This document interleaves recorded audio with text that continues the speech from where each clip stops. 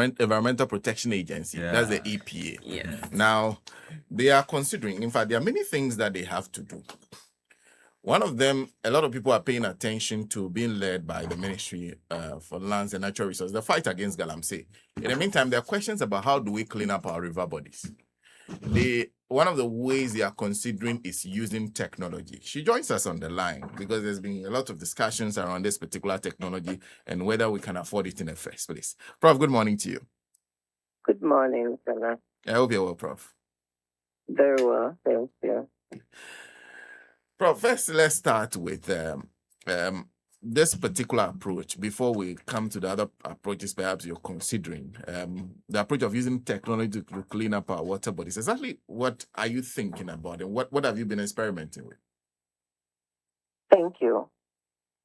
So the situation with our river bodies is a bit complicated.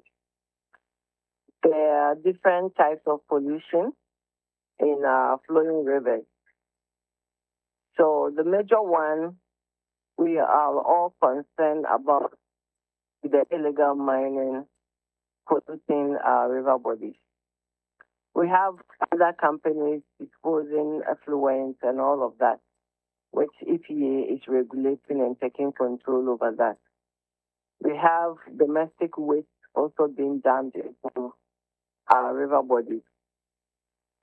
But the major one we are all concerned about is the illegal mining process that leads to our polluted rivers, that leave heavy metals in the river. It's easy to deal with the turbidity, the color of the river now from brown to white. It's easy because if you buy alum, you can put it in it and you get the white color of the water. However, the heavy metals in the river need more critical, more advanced methods of treating or taking the heavy metals out of the river. We know many communities depend on these rivers in the past. Even to today, people still fetch, put alum, and then once it clears, they use the water. The danger is the heavy metals remain in the water they use. So what we are doing is a solution that will clear the water, but more importantly, take out the heavy metals from the river. That is all we are doing. So what you are looking at is a solution that deals with the aspect of the heavy metals. Yes, so we're doing all. We're looking at both the physical, the biological, and the chemical pollutants in the water. And which technology are you working with? So what we are currently using and piloting is the ionic nano copper technology.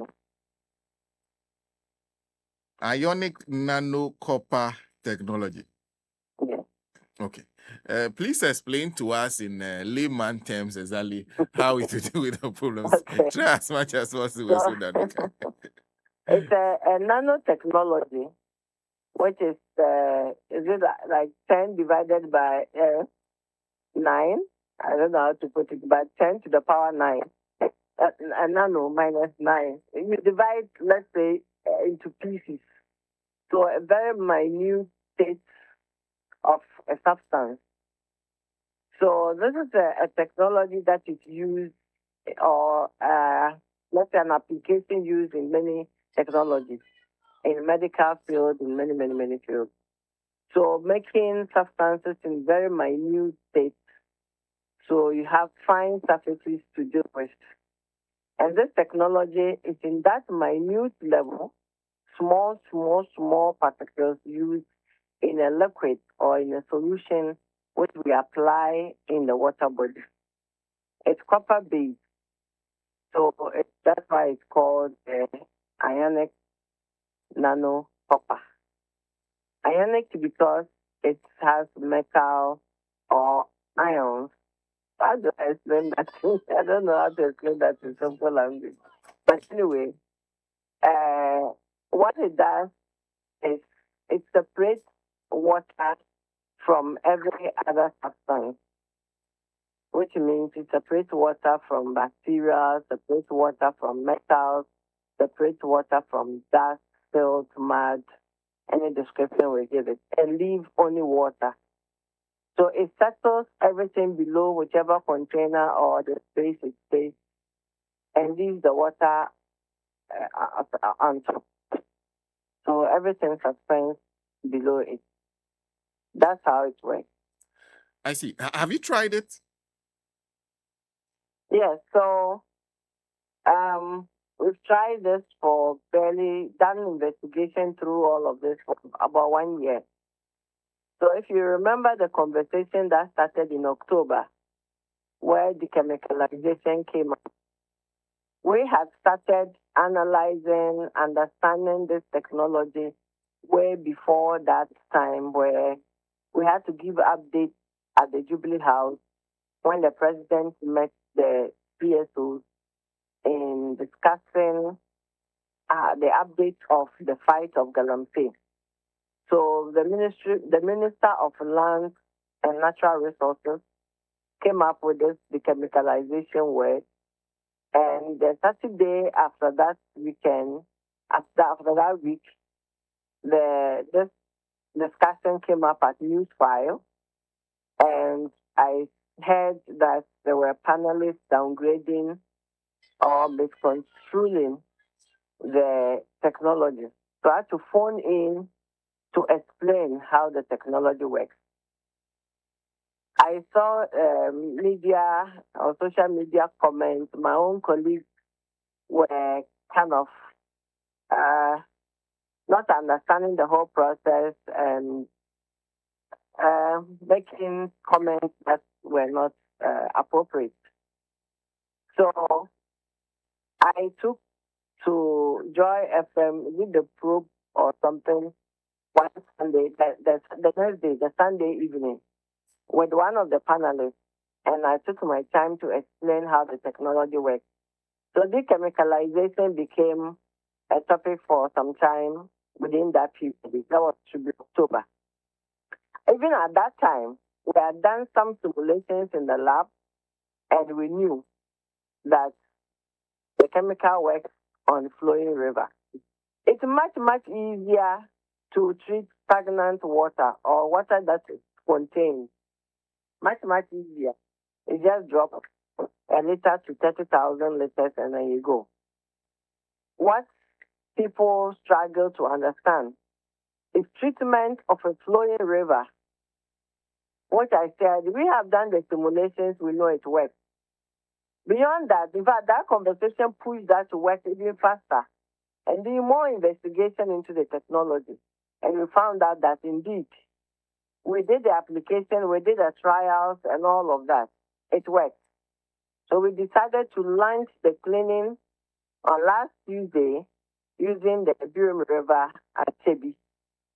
And we did the media launch, and so the media houses saw it for themselves from the application to when the water got clean. After 30 minutes, we start seeing the water clearing. In 1 hour, it was already crystal clear. And so it shows that it works even with the flowing river. The next issue is to now take out the mud and the heavy metal that settles under the river. Then it leaves just the water on top. The water becomes wholesome to use. We only say Ghana Water Company should continue with their process of treatment. So it brings the water potable with all the standards that Ghana Standards Authority and the World Health Organization also require for drinking water. Otherwise, the water, as we treat, can be used for domestic purposes. People can swim in it. It's safe for use. I see. Okay, so you said you tried it with the Brim River. Is that to say that you've done this with the entire Brim River or just aspects of it? It's just a portion. The Okay. entire Browne River is about 175 kilometers. So what we have can do just about 1 kilometer. I see. You can only do 1 kilometer, no For entire now. 175. Yes. So let me tell you another amazing thing about the technology. As the river flows, it cleans as it goes. As polluted water meets where we've done the application or where we have treated, it also continues to clean it. So we are likely to even do more than a kilometer. You're telling me that when you apply, it's not like as if it works and that's it. As long as it comes into contact with polluted water, it continues its work. It continues to clean it. Okay. Of course, everybody will ask, what would it take for us to do this? Yeah, a bit of money, a bit of willingness, and we need to also enforce that the source of pollution is also curtailed. A bit of money. As for money, we know where money is supposed to come from. That one I can't help you. But willingness from who? All of us, willingness, all of us, All of us. yes, because we are all affected by this, we are all concerned, and I'm sure that's the reason we are all having this discussion. And of course, I also realize you still talk about dealing with the cause of the pollution, because there are those who say instead of going into this, we should just spend time dealing with the matter of illegal mining, making sure the rivers are not polluted in the first place, that this may not even be necessary if we just deal Yeah, with the cause of the pollution. What do you say to that?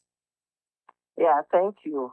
I think we have this double sword problem we need to deal with. One, the water is already polluted. We need to treat it. Two, we're still confronted with illegal mining situation. We have to do both. Whilst we clean the water, we need to also ensure that the pollution from illegal mining is dealt with. I feel we have to do both. Hmm. Okay, the brim that you have at least tried a kilometer. How much would it cost to do the entire brim? So the product we procure cost us $200,000. And $200,000 for a kilometer to cover the kilometer. 200,000. So that was the intention. Now we see that depending on the flow rate, so the application depends on how much we put in the river. What we discovered is that as the river is flowing, as the treated water in the river is flowing, it continuously treats the polluted water. So we have to recalculate actually how much we need to clean any length of the river. Okay. Okay. Yeah. Do you have the full backing? Because now I'm sure you are, and okay, let me be sure about this. Are you under the Ministry for Environment or Lands? EP. Yeah. So EPA, the Environmental Protection Authority, is under the Ministry of Environment, Science and Technology. So if you ask if we have backing of government, I would say yes. It starts with the NDC manifesto. It is in our manifesto that within our 4-year mandate, we're going to restore our polluted river body, restore our degraded land. So this falls directly under the mandate of the Environmental Protection Authority. And the President of Ghana, His Excellency, President Dramani Mahama, support. He's been asking for updates from time to time, encouraging, we work hard for his legacy. So we have been on it, and I tell you, we have the full backing from government. And let me conclude by asking, what are the next steps? You've done this with 1 kilometer of the Birim River. What do we do next before we get to the point where, because I guess you've also, you've gone around this country, so you know the number of river bodies we are talking about cleaning up. What are the next steps before we get to the point where we can say we can use this technology on a large scale? Yeah, thank you. So currently, as you know, we trying with the Birim River. That's the technology settles every other thing you do the water. We have to dredge. We have to take out the mud and the heavy metal that is settled together with the mud out. So we leave the water free in the river. That is one process. So when we do the application, we have to dredge and then we leave the water to continue to clean. Then we'll do for other river bodies as well. We just have to put ourselves together, look for funds, and then get the application done. We'll start slowly, from one river to the other. Whilst doing that, we also want to regulate the mining. And before they release their polluted water or the water they have used for washing their goods into the environment, both land and the river, they use this technology to treat the water before they leave onto the environment. The large mining companies, the large-scale mining companies, they use the same water, but they treat it before they release it onto the environment. We expect that the small-scale miners, they do same. And we're trying to control the indiscriminate use of water at the illegal or the small-scale mining level. So that is another thing we are looking at, curtailing these polluted water. It should be contained first, treated before it's released onto the environment. So we are doing both as we go. Prof, I said that was the last one, but two things have come up. One is a question from someone listening to us, Kobna Spintes. The second one is my own. Okay, so I was thinking, is it possible to apply, because you're talking about finding the money, the polluter pays principle here, or it can't work? Yeah, so that is another way we can look at it. But what we did for now is to find a solution to this challenge we are confronted with. The next stage is the mechanism we can look for to fund the process. Yes, of course, it could be an option we can look at. We have already spoken to UNESCO. UNESCO has a unit for water conservation or protection.